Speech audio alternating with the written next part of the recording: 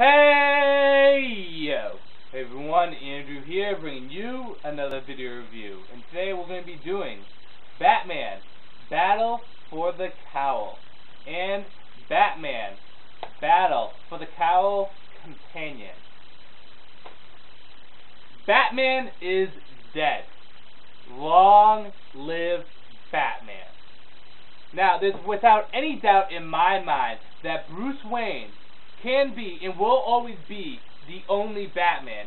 He is Batman. Now, there may be other people that pick up the mantle and that pass on the torch, but it is Bruce Wayne's unique tragedies, personal experiences, ideals, methods, and motivations that make him Batman, that give Batman life. But see, Bruce Wayne is mortal, and he will die. See, whether if it's an old age, or dark side, or Joker finally puts him in, or even if it's a common street mugger with a shaky gun that happens to get off that lucky shot, Bruce Wayne will die, and it is inevitable. But see, therein lies the dilemma. Batman is a symbol, and he must live forever. See, Batman is the glue that holds Gotham together. So, if Bruce Wayne is Batman, and always will be Batman, and he is mortal, and he will die, and Batman is a symbol, and will always live forever, and needs to live forever, what's going to happen when Bruce dies? Battle for the Cowl answers this. Three brothers are fighting amongst each other for the legacy of their father. Dick Grayson, Jason Todd, and Tim Drake are all in conflict in each other about who is going to get the mantle of the Bat, or how to handle Batman's death. While this is happening, Gotham is in complete chaos over not having Batman. The stage is set. The stakes are high. Who will be Batman? On to story. Now, seeing that I'm reviewing both Batman, Battle for the Cowl, and its companion, I'm going to do two separate stories and good and bads for these two. However, I'm going to wrap it up and give you a conclusion at the end for both of them together. So with that said, let's do Battle for the Cowl's main story. Now, Battle for the Cowl takes place a bit after Final Crisis, and Bruce Wayne, Batman, is presumed dead. Because of this, the inmates are running the show. All the criminals in Gotham are out of the woodwork, causing crimes all over the place, gang wars everywhere, in particular between Penguin and Two-Face. And they are killing each other and anyone who gets in between them. Black Mask has shown up, whether it's the old one, which is highly unlikely seeing that he was shot in the head, or a new Black Mask, has freed all the inmates from Arkham Asylum and destroyed Arkham Asylum itself, and has gained a tremendous amount of power, becoming the mysterious third player in Gotham's gang war. While all this is happening, Nightwing steps up and becomes the man, trying to bring order to the chaos that is in Gotham. He assembles the Network, a group of individuals, the closest allies to Batman. This consists of Oracle, Robin, the Outsiders, Wildcat, Black Canary, Misfit, Huntress, among many others.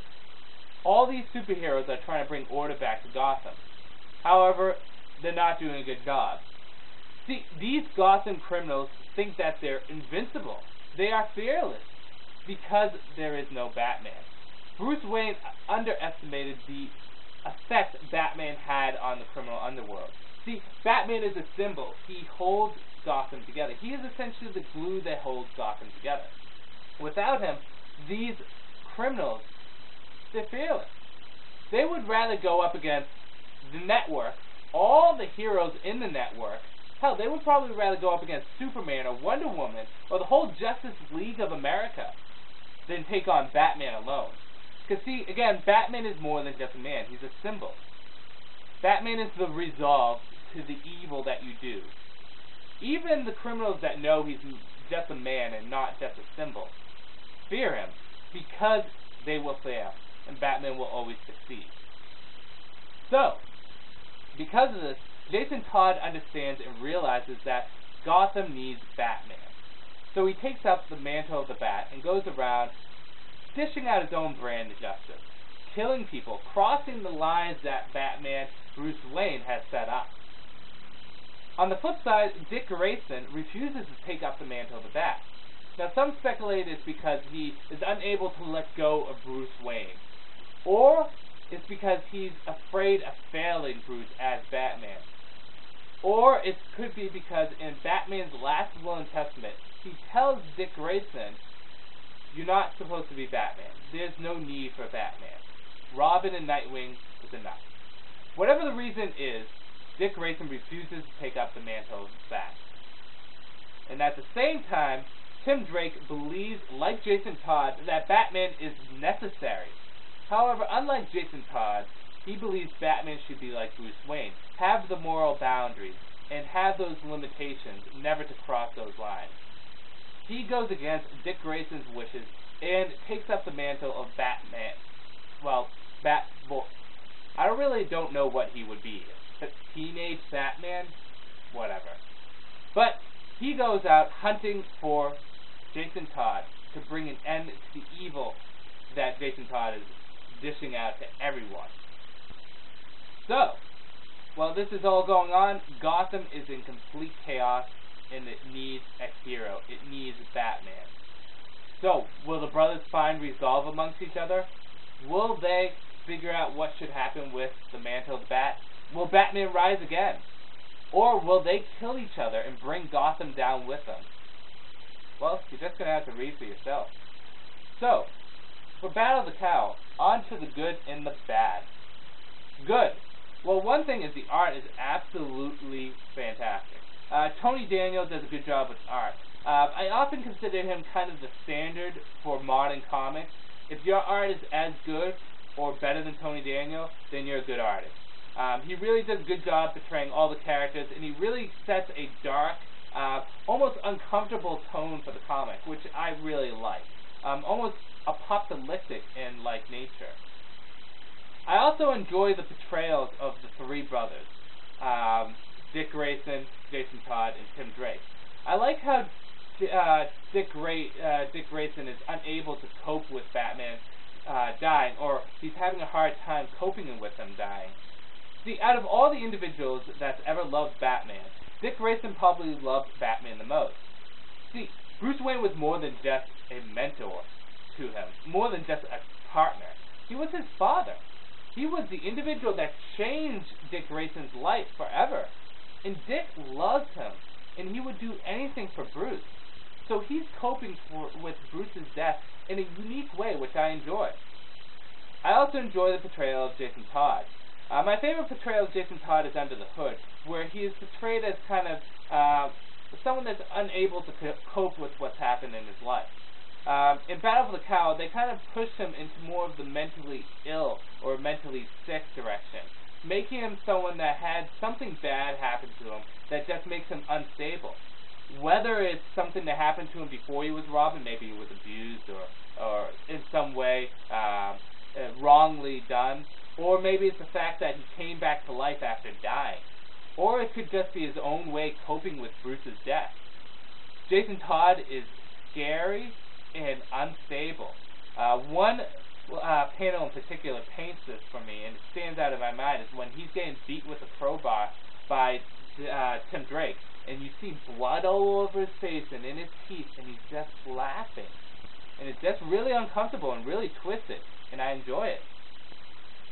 Tim Drake, I enjoy his portrayal too, because see, he's at conflict and he's at odds end with Dick Grayson, because Dick Grayson isn't stepping up and becoming Batman. It's interesting because Dick Grayson and Tim Drake have always been on good terms with each other. Brothers, they love each other since Prodigal. And this is the first time you really see them really at odds ends with each other, and I enjoy the conflict between the two. So that's another good of the story. And overall, I like the atmosphere that's set up with this, the chaos that's in Gotham, Two-Face and Penguin at each other, the return of Black Mask, whether it's the original or a new one, probably definitely a new one, but I like that, and I really like the setting for the story. Bad. The first bad is, well, it's a very short story, the main story itself is 3 issues, and then they throw in the Gotham Gazette, which is 2 individual issues, which really wasn't that enjoyable except for the Vicky Vale stuff. So it's really short, and it feels like it's very rushed in that sense. There's not enough volume in it to really absorb the conflict and the chaos that Gotham is in. In addition to that, Battle for the Cowl is very cliche and it's very predictable. It's we've seen this happen in one way or another, maybe differently, but we've seen a battle for the mantle of the Bat in Nightfall, Prodigal. We've seen it before. So this is kind of cliche. It's happened before. Necessary. Don't get me wrong. It is necessary because, of course, Bruce Wayne's gone. You need a new Batman. However, it's just cliche. I don't think it was necessary. I don't think it was original. If someone just picked up the mantle of the Bat and everyone was cool with it, that would probably be a little bit simpler. That and it's very predictable. Not to spoil anything, but it's pretty obvious. Dick Grayson becomes Batman. And I could have told you even before Bruce was going to die that he was going to become Batman. So it's pretty obvious who was going to win. So that in itself is a big downfall. And like I said, the Gotham Gazette isn't really that good. What this really is missing is volume. So that's the bad of the story. On to Battle for the Cowl Companion. Now, Battle for the Cowl Companion are all the individual one-shot stories that are connected to Battle for the Cowl, but they don't really connect to the main story. These include Battle for the Cowl Commissioner Gordon, Man-Bat, The Network, Gotham Underground, Arkham Asylum, etc., etc. So these stories kind of give you a feel of the turmoil that Gotham is in. These add the volume that is missing in Battle for the Cowl. I don't see why they didn't just add this into the hardcover. I wouldn't mind paying the extra money if it meant just getting it in one volume. On to the good, the bad about this. Good is that, surprisingly, these stories were either mediocre, good, or intriguing. None of them actually fall in the range of bad. Like the Commissioner Gordon and Man-Bat stories are fun. I enjoyed them. The Gotham Underground story is mediocre, but it's not bad. I enjoyed the Catwoman stuff with that.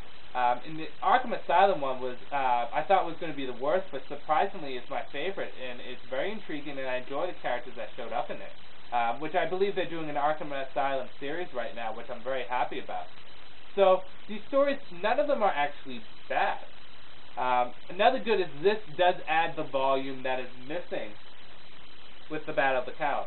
This is the only companion series that I can think of that actually works and adds to the main series. It's like with Final Crisis, it had a lot of companion and satellite series that weren't necessary and really didn't add too much to the series. The normal Final Crisis series, they were kind of there just to pick up if you wanted to. But Battle for the Cowl Companion actually adds and makes the normal Battle for the Cowl better, because it adds that volume and it gives you that feel, the Gotham feel that is in turmoil, that is kind of missing in the main story. Bad. Well, if you're not going to buy this, then there's no point in buying this. The only reason why you would ever buy the companion is if you want to buy this. Alone, this isn't good. This is really goes with Battle for the Cowl. In addition to that, time placement is very iffy. I'm unsure where these stories are supposed to take place in during Battle of the Cowl. I assume all of them at some point in time take place after issue 1 of Battle of the Cowl, because a lot of things are established in this that are set in issue 1. So time placement is another thing. So on to whether or not you should get them. On a whole, Battle for the Cowl, let me just set this straight. Battle for the Cowl will not be one of the top 10 best Batman stories. It is not fantastic or magnificent in its own sense, but that doesn't mean it's necessarily bad.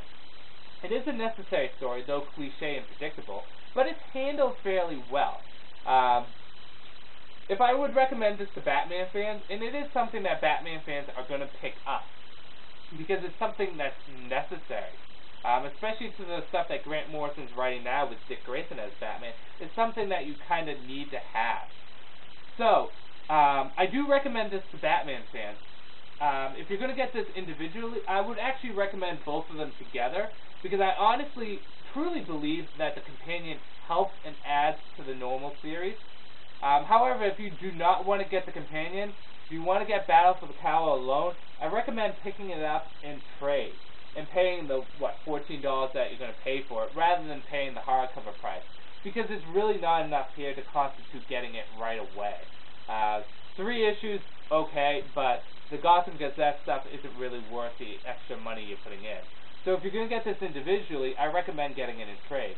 However, if you want to get this right away and you will get the companion, I recommend getting both of them. And the companion itself, don't get it alone. Only get it if you get Battle for the Cowl. On the whole, I enjoyed this. It had a lot of faults to it, mostly because we know what's going to happen. It's a little predictable and it's a little cliche. However, it does have a lot of good to it. The characterization, the storytelling was pretty nice. The atmosphere was good. And the art was very nice, too. If I had to, I would give this kind of a 3 out of 5 stars. I would recommend this to Batman fans, both of them. But it's really up to whether or not you want to get the Cowl individually or if you want to get the companion. So with that said, I'm going to end this review here. This is Andrew saying, peace out for now.